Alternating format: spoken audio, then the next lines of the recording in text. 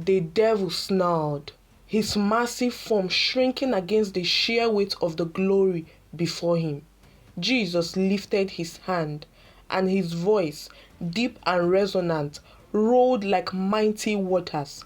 You have no power here. It is finished. Olu's rise to fame came with a dark cost. His once close bond with Lola turned to bitter hatred, their love shattered by the demand of the music industry. Now, haunted by dreams from the devil, Olu faces a chilling new command. He must bind himself to Lola in marriage, or they will both be destroyed. Later that day, he went to Lola's house, unsure of what to say, and to his surprise, she wasn't shocked to see him. She welcomed him with open arms, and they sat in her cozy living room, the air thick with unspoken tension. Olu struggled to find words, but Lola spoke first, her voice soft but searching. Olu, what's wrong? You look haunted, she asked, her eyes meeting his. Olu's anger flared. You happened, Lola. You pulled me into this world, this mess. I am lost because of you. I do drugs, alcohol, women. I loved you once, but not anymore. All of this is because of the deal I made, because I listened to you, believing it would be easy and less complicated. Just as you said, I hate what I've become, and I hate you more for it. Lola's face fell, her eyes glistening with pain. I thought this was what we wanted. Fame, success. I thought it would make us happy. But I miss you, Olu. I miss us. Olu's pain was evident as he stood up heading for the door. I don't want any kind of relationship with you. I don't miss you. All I see now is destruction. You are the living proof of everything I have lost. Lola's heart shattered as he left, feeling the weight of his words like never before. It was the first time in years she regretted her fame and the life she had built. She had thought those things would give her happiness, but they had instead cost her the one thing she truly wanted: love. Back at his apartment, he drank and cried, questioning how he had gotten to this point. He was heartbroken. One of the most important person in his life was now lost to him. And worse, he was now so far from God. His heart ached as he realized that not only had he lost Lola's love, but also his own sense of self. The next day, Olu returned to Lola's house, ready to apologize for the harsh words he had spoken. She answered the door with tears in her eyes, surprised yet open to hearing him out. They sat together, talking for hours, reliving their memories from childhood, those simpler days when they sang together in church, when their love had been pure and untainted. As they spoke, they realized the depth of their bond, despite the mess they had made of their lives. Olu, with a deep breath, admitted, "Everything I have built isn't real, but there is one thing I know is real: my love for you. It has never wavered, no matter how much I tried to deny it. I thought I could hate you for what we have become, but the truth is, I can't. My love for you is constant." Lola, with tears of joy in her eyes, smiled. "We are in this mess, but if we build on our love, it is the only real thing we have. Together, we can find our way out." In the weeks that followed, they grew closer. Olu proposed to Lola, and they had the most extravagant wedding, attended by stars from every corner of the entertainment industry. To the outside world, it was the culmination of their dream, but for them, it was a true reflection of the love they had rebuilt. But as their lives seemed to fall into place, the devil's eye re-entered their world. The constant pressure, the endless shows, the anxiety, and the exhaustion of fame began to tear them apart. They were constantly at odds, barely spending time together before another event took them in different directions. One day, while performing on stage, Lola suddenly collapsed. She was rushed to the hospital, and the fans, who had been waiting eagerly for the show, were left in shock. The news that followed was a bittersweet revelation. Lola was pregnant, 20 weeks along. The baby, it seemed, was a blessing that would bring them back together. As she lay in the hospital bed, Olu stayed by her side, eager to share the joy of their new beginning. When she regained consciousness, he told her the good news, and for the first time in a long while, they felt truly connected. For the next 3 months, Lola was on bed rest, and the world had no idea. The joy of this revelation brought them closer together. They focused on Lola's health, away from the pressures of the world. As their baby grew inside Lola, so did the storm that loomed over them. The price of their success had yet to be fully paid, and the devil's grip on their lives was only tightening. It wasn't until they returned to perform the postponed show that the couple revealed their surprise to their fans. They were no longer just performers, they were partners in the truest sense, grounded in love, faith, and the hope for a better future. The crowd at the arena was electric, the air thick with anticipation as Olu took the stage. The lights dimmed, and the pulsing beat of his latest hit began to fill the space. The crowd went wild as Olu, in his element, confidently performed his verse. The spotlight followed him, capturing every step, every word. He was the star of the show, and the energy was palpable. As he reached the end of his verse, the beat began to shift, signaling the moment everyone had been waiting for. The crowd roared louder, sensing that something incredible was about to happen. Suddenly, the music dropped, and a new unexpected beat kicked in. The lights turned to a blinding white. Out of nowhere, a hidden platform rose from the stage floor, and there she was, Lola. She stepped out slowly, her presence magnetic, drawing the audience's attention. The crowd gasped in unison as they saw her for the first time, glowing in the spotlight. The atmosphere became electric, but it wasn't just Lola's entrance that stunned the audience. It was the fact that she was visibly pregnant, the news of which had been kept secret until now. Lola was dressed in a radiant, shimmering dress of deep blue, a color that was both elegant and bold, and unmistakably the color of a baby boy. The fabrics hugged her curves gracefully, and the audience couldn't help but be captivated by the sight of her glowing, expectant form. The realization hit.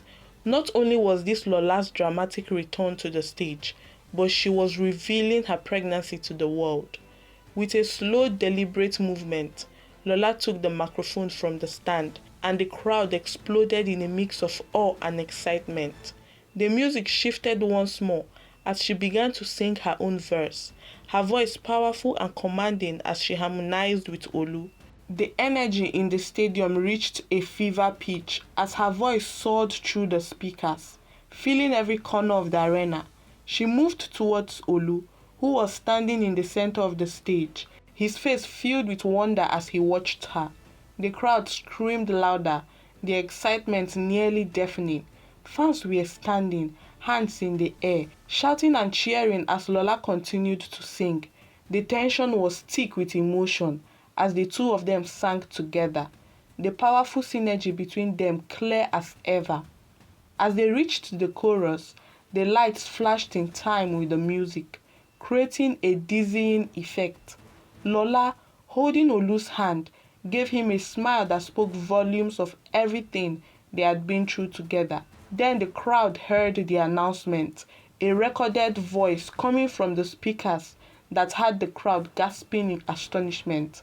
"Congratulations, the gender of the baby is a boy." The crowd went absolutely wild. Screams filled the stadiums. Fans jumped up and down in pure joy, some even crying tears of happiness. The gender reveal had happened in the most spectacular way possible. Not only was Lola making her grand return, but she was also sharing the joy of her pregnancy with the world. For a brief moment, the music faded, and all that could be heard was the uproar from the crowd, shouting, cheering, and clapping. The love and the excitement were overwhelming. This was a new chapter for Olu and Lola, one that no one could have predicted. As the lights dimmed again, Lola and Olu shared a private moment on stage, gazing at each other. After the performance that had stunned the world, Olu and Lola returned to their home, the echo of the crowd's cheers still fresh in their minds. They were happy, truly happy. They were finally together, their love reaffirmed before millions. And with the news of their baby on the way, the future seemed full of promise. But fate have a way of turning the tide, and just a month later, everything changed. Lola went into labor, excited but nervous. As the day approached, it should have been the happiest moment of their lives. They rushed to the hospital, but what was supposed to be a joyous occasion quickly turned into their worst nightmare. The news came with devastating finality. Their baby was gone. Lola stayed in the hospital for weeks, trapped in a haze of grief and confusion. Olu was by her side every step of the way, offering all the love and support he could muster. His own heart shattered at the sight of her pain, knowing that no words could truly comfort her. Their fans wept with them, their outpouring of support overwhelming, yet no amount of sympathy could ease the emptiness they felt. For months, Lola disappeared from the public eye.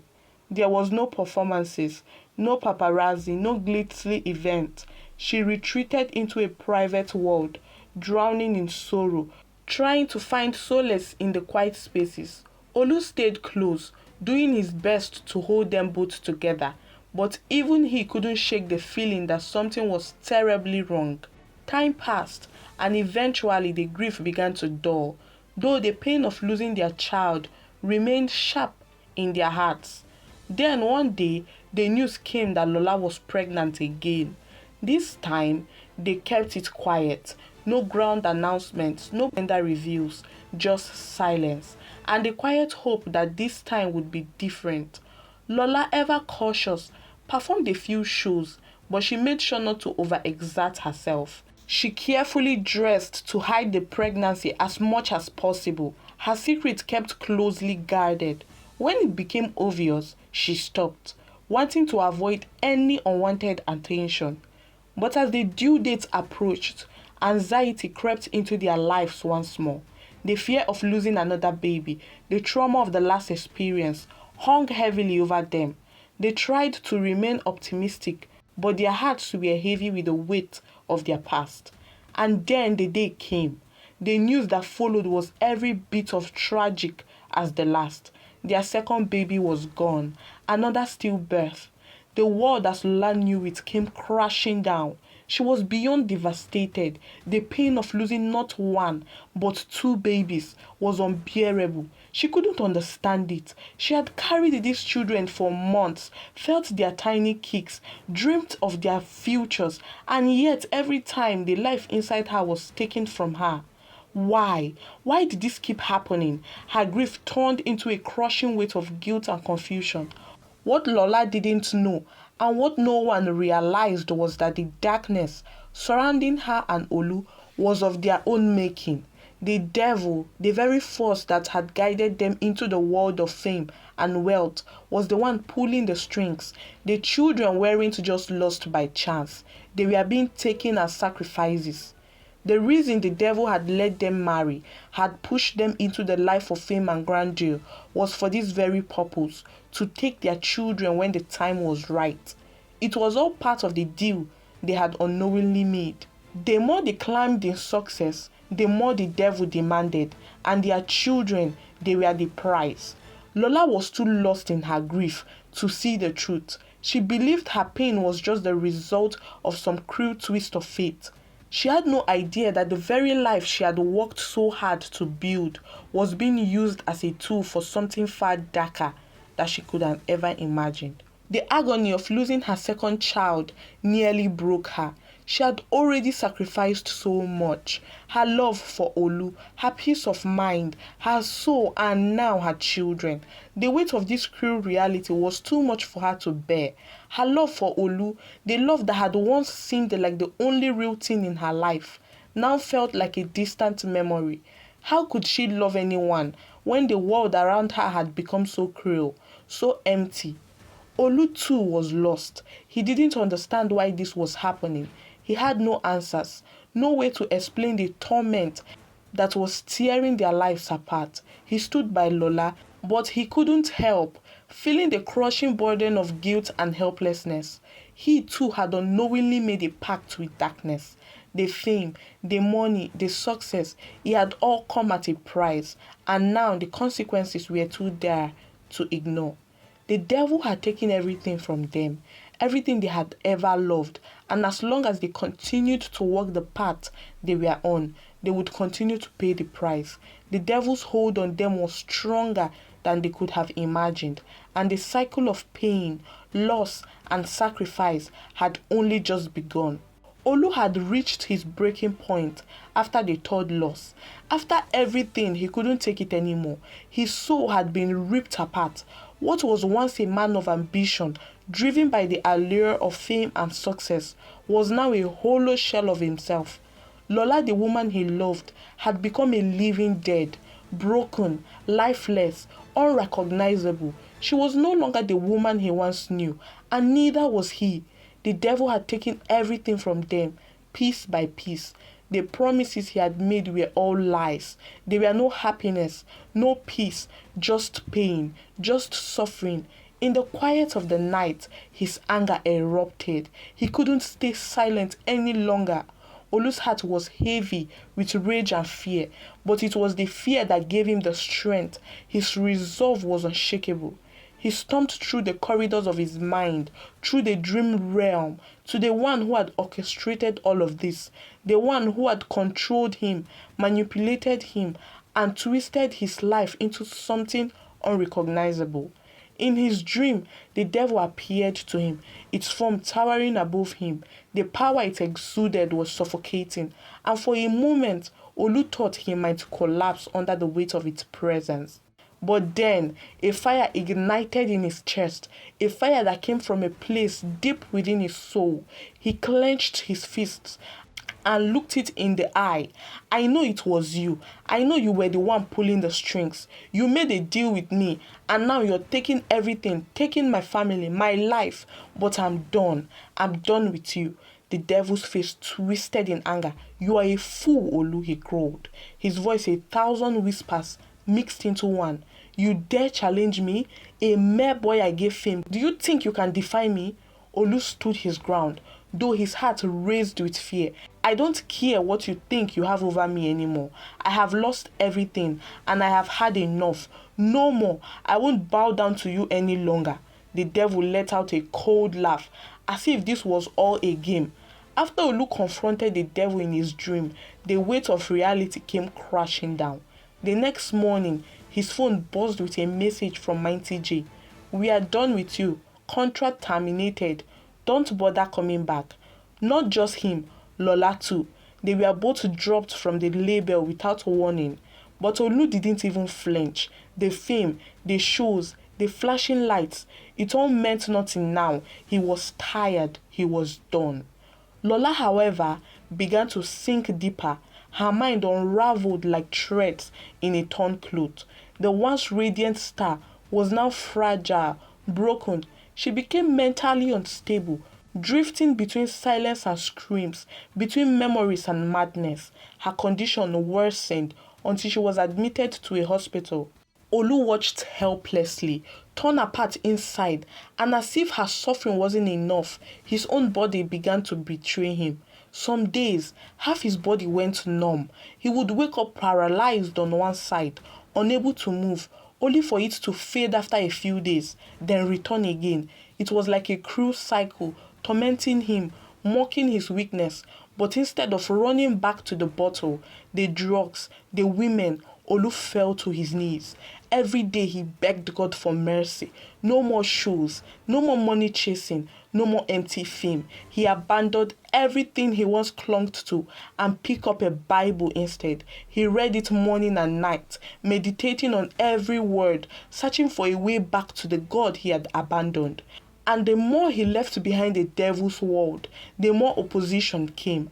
Nightmares, paralysis, strange attacks, Lola slipping further into madness, his own mind haunted with whispers of failure.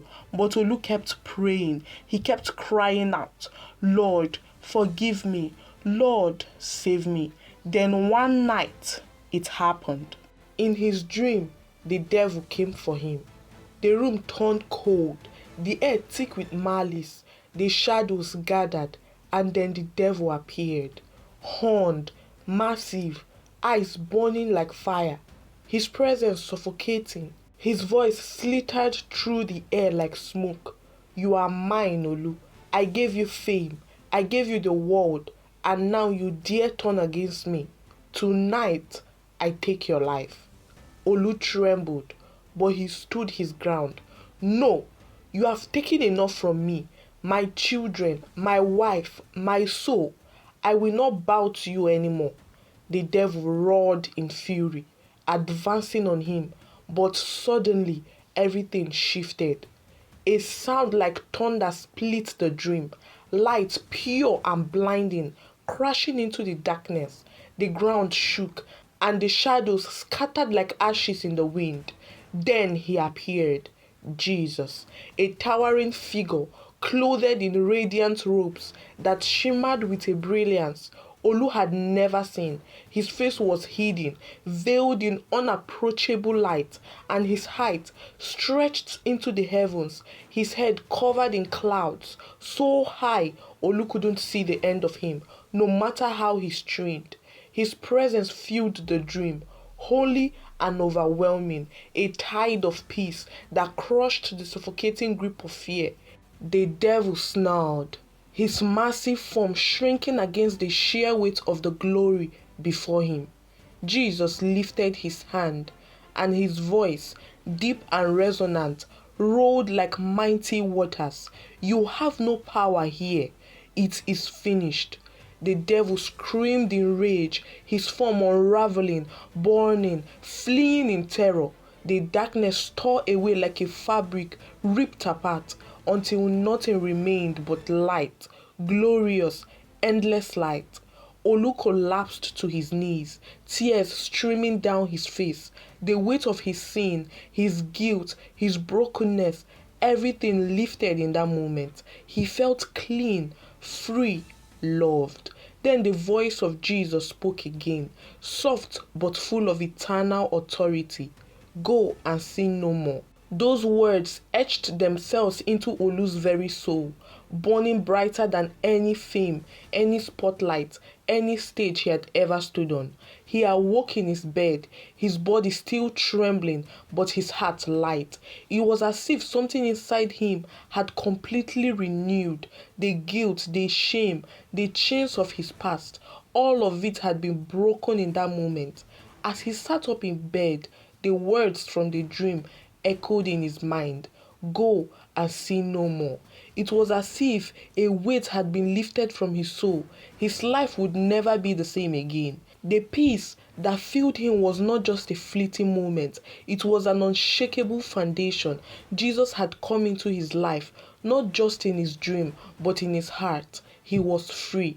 And as he rose from his bed, he knew that the road ahead would still be challenging, but this time he was not alone. The Holy One, the Savior of his soul, had entered his life once more, and he was with him always.